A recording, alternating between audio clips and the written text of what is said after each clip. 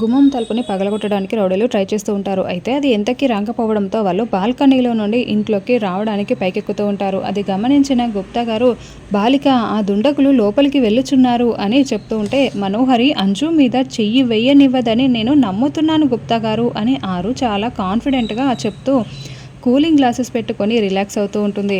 మనోహరి పిల్లలకి దొంగ పోలీస్ ఆడదామని చెప్పడంతో పిల్లలందరూ దాక్కొని ఉంటారు. అమ్ము ఒక కప్బోర్డ్లో దాక్కొని ఉంటే అప్పుడే ఆ రౌడీ అక్కడికి వస్తాడు. మనోహరి వచ్చిందనుకొని అమ్ము అలాగే కప్బోర్డ్లో కూర్చొని ఉంటుంది. అయితే అంజు మాత్రం బొమ్మల వెనుక దాక్కొని ఉంటుంది. ఏంటి ఈ మనోహరి అంటే ఇంకా నన్ను కనిపెట్టలేదు అని అనుకుంటూ అంజు బయటికి వస్తుంది. అప్పుడే రౌడీలు లోపలికి రావడంతో ఇక మనోహరి ఒక్కొక్కరిని వెనుక నుండి వచ్చి వాళ్ళని చితగొడుతూ ఉంటుంది.